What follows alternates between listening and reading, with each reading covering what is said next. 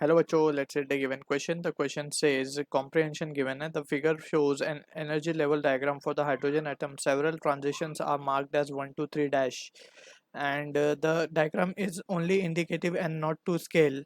So the wavelength of the radiation involved in transition 2 is option A given है 291 nanometer, option B 364 nanometer, option C 487 nanometer, option D 652 nanometer. So इस question का जो key concept we will be using is line spectrum of hydrogen atom. यहाँ पे कोई भी atom हो सकता है, but precisely we are taking it as to be hydrogen atom. The main concept will be of line spectrum. अब यहाँ पे वी हैव स्टडीड के according to Bohr's third postulate, अगर हम मान ले के let suppose electron is transitioning from second orbit to first orbit, so it will radiate energy in the form of photon, and that photon energy is given by the expression h into nu. So यहाँ पे जो difference होता है इस energy of photon का, it is n e n2 minus e n1. इन दोनों orbit के energy difference के बराबर होगा. ठीक है. सो ऑल्सो वी नो के जो एनर्जी होती है nth ऑर्बिट के, it is given by the expression -13.6 upon n square into Z square. अब यहाँ पे हाइड्रोजन की बात अगर हम करेंगे तो atomic number will be 1, so Z square will be 1 over here. So from this basic understanding we can say कि जो एक्सप्रेशन हम फाइनली हमें मिलता है सॉल्व करने के बाद सारी चीज़ें, that is we can write, यहाँ पे हम क्या लिख सकते हैं, h into nu. h nu को हम क्या लिख सकते हैं, H C over lambda, because we are interested in calculating the value of lambda, that is wavelength.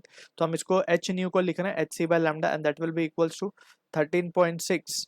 And यहाँ पे we have taken 13.6 as common out, तो ये बचेगा हमारे पास n1 का स्क्वायर माइनस ऑफ n2 का स्क्वायर.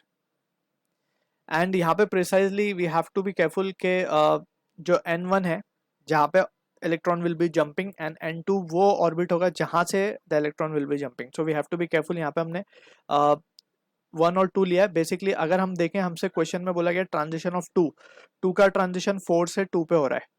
देख सकते हैं हम यहाँ पे 4 से 2 पे हो रहा है. सो यहाँ पे हम इसको लिखेंगे 2 और इसको हम लिखेंगे 4.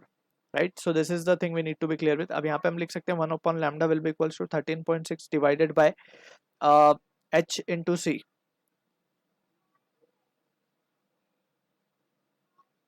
यहाँ पे सिंपली अगर हम अब वैल्यूज बाद में डाल देंगे, पहले हम थोड़ा सा सिंप्लीफाई कर लेते हैं. अब यहाँ पे ये जो टर्म है इसको अगर हम रिजॉल्व करते हैं तो वैल्यू आती है हमारे पास R बोला जाता है इसको, that is the Rydberg's constant. Right.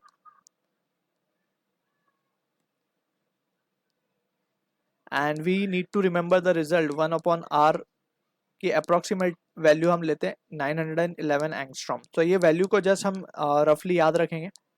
1 upon R क्यों लिया है अभी ये समझ में आएगा, बिकॉज हमें अल्टीमेटली लैम्डा फाइंड करना है, तो हमें इसको रेसिप्रोकेट करना ही पड़ेगा. तो पहले हम इसको सॉल्व कर लेते हैं, बाद में रेसिप्रोकेट कर देंगे. अब n2 क्या है हमारा 4 और ये है 16, क्योंकि 4 से जंप कर रहा है 2 पे. सो ये वैल्यू क्या आ जाएगी हमारे पास 16 minus 4, 12 upon 64 into R. 12 upon 64 into R, ये रिजल्ट आ रहा है. ठीक है. इसको अगर हम अब रेसिप्रोकेट करते हैं, so we can say therefore lambda will be equals to 1 upon R into 64 upon 12. ठीक है. अब 1 बाय आर की वैल्यू है हमारे पास 64 बाय 12 को थोड़ा सा सॉल्व कर लेते हैं, तो ये हो जाएगा हमारे पास 8 बाय 16, 4 16 जा 3 जा 16 by 3 into this. So this comes out to be the value of lambda. So ये वैल्यू आएगी हमारे पास 4855.6 एंगस्ट्रॉम. अगर हम अब ऑप्शंस को देखें तो हमें ऑप्शन गिवन है नैनोमीटर में, सो हम एक डेसिमल को शिफ्ट कर देंगे, या फिर इसको 10⁻⁻10 मीटर्स भी लिख सकते थे हम. ठीक है. तो एक डेसिमल जब हम शिफ्ट करेंगे तो it will be 485.5 nanometre. So this will be the answer to the question. अब हमने यहाँ पे क्योंकि approximate value consider की थी, तो near very closest answer देखें तो option C is the answer to the question. I hope you understood the solution. All the best.